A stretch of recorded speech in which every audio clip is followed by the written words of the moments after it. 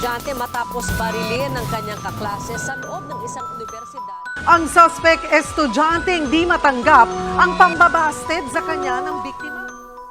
Isang nagbabagang balita mula sa Radyo Pilipinas, Tugigaraw. Ayon pa sa kanila, isang babaeng estudyante ng SPUP Tugigaraw ay pinaril ng kapwa estudyante sa loob ng parking lot ng universidad. Suspect isinuko ng kanyang ama at ang pinakadahilan kung bakit binaril ng estudyante ang kanyang kapwa estudyante na babae ay dahil pinasted ito. Atin itong pag-usapan, mga kaibigan. Ikapa sa Radyo Pilipinas, isinuko na ng kanyang ama ang lalaking estudyanteng suspect sa pamamaril na si Christian Rafael Ramos Ipanaga, residente ng Ilagan City, Isabela. Matapos niyang barilin ang kapwa mag-aaral na si Althea Vivian Mendoza na mula rin sa Ilagan, subalit pansamantalang nanunuluyan sa Arellano Extension, Ugacsur, Tuguegarao City. Ang dalawa ay parehong third-year student ng kursong Medical Technology sa nasabing universidad. Ayon sa report ng PNP Tuguegarao, nangyari ang insidente kaninang 5:33 ng hapon, November 14, 2013, sa parking lot ng St. Paul University Philippines o SPUP, na nasaksihan ng gwardiya ng universidad na si Junjun Ignacio at ang library staff na si Anthony Laude. Patay sa pangunahing investigasyon, nasa likod ng gate sa guardhouse ang dalawang saksi nang marinig nila na sumigaw ang humihingi ng tulong ang biktima habang nasa loob ng isang Hyundai Accent na kotse na nooy nagparada sa parking lot. At makikita sa CCTV ang patungkol sa aking sinasabi. Linapitan ng dalawang saksi ang nasabing sasakyan at doon nila nakita na sinasaktan ng suspect ang biktima. Pagkatapos ng ilang saglit ay bumaba umano ang babae at sumunod naman ang suspect na nooy may hawak-hawak na short firearm. Ipinuntirya umano ng suspect sa mga saksi ang baril kung kaya't tumakbo ang mga ito.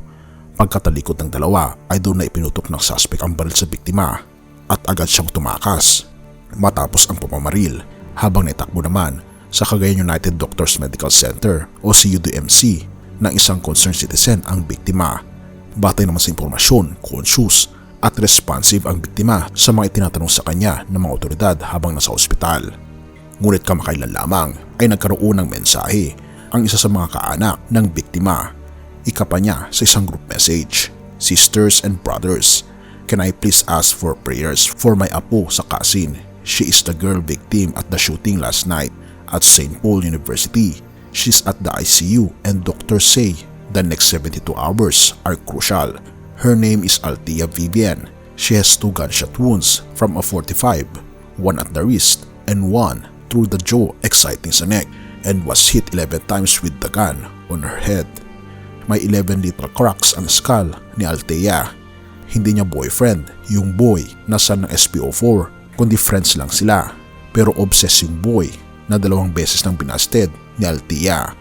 Yung brain trauma niya ang minomonitor ng doctors, hindi yung gunshot wounds. The security guard responded to her cry for help and she was able to get out of the car at the parking area. But the boy pointed his gun at the security guard and Althea took the chance to run, but the boy caught her and shot her. She fell. Still the boy approached her and hit her on the head 11 times. Some of the personnel of the school rushed her to the CDUMC. While she was still conscious, she worried about her friend who was also threatened by the boy. "I'm pleading with you, brethren, to utter a prayer for her recovery from her brain trauma and wounds." Include po natin sa prayers natin, kapamilya. Salamat po.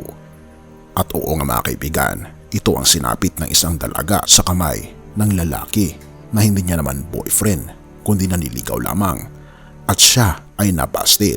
At isang nakakalungkot na kaganapan na humantong pa sa ganitong kalalang sitwasyon at hindi napigilan ng lalaki ang kanyang nag-aalab na pagnanasa sa isang babae.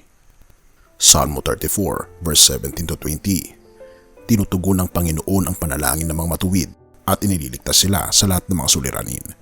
Malapit ang Panginoon sa mga may pagpag na puso at tinutulungan niya ang mga nawawalan ng pag-asa. Marami ang paghihirap ng mga matuwid, ngunit inililigtas sila ng Panginoon sa lahat ng ito. Kaibigan, tayo'y manampalataya sa lahat ng bagay. Napakasama ng ating mundo. Hindi natin alam ang mga nangyayari sa kaliwat kanan, ngunit tayo ay nakakatitiyak na ang ating Panginoon ay siyang mag-aalaga sa atin. Patuloy tayong kumapit sa Kanya na nawa ay ligtas tayo sa kapahamakan at naway patuloy nating ipanalangin ang biktima ng nasabing krimen na walang iba kundi si Vivian. Gayon din ang suspect na naway mapagtanto niya ang kamaliang kanyang ginawa. Salamat kaibigan sa iyong panonood at purihin ang ating Panginoong Diyos. Tayo manalangin. Ama naming banal, makapangyarihan naming Diyos, kami Panginoon ay natatakot sa mundong ito dahil kaliwat kanan ng krimen, kaliwat kanan ng mga kaguluhan. Kaya nga noon Panginoon, kami ay kumakapit sa inyo na naway protektahan niyo ang bawat isa. Protektahan din Panginoon ang biktima ng nasabing krimen na si Vivian. Patuloy niyo siyang pagalingin Panginoon at naway magkaroon ng mirakulo na manumbalik ang kanyang lakas upang may pagpatuloy niya ang kanyang pagpupuri sa inyo at ang kanyang mga pangarap sa buhay. Gayon din ang suspect na naway mapagtanto niya ang kanyang pagkakamali at naway Panginoon tulungan niyo po siya na magbago. Panginoon, marami pong mga hindi magagandang mga bagay na nangyayari sa aming buhay. Ngunit kayo lamang po Panginoon ang aming sandigan mula ngayon at magpakailanpaman at patawarin po kami sa lahat ng aming pagkukulang at pagkakasala. Pagkat ito ay masamot hiling sa matamis na pangalan ng aming Panginoong Hesus. Amen.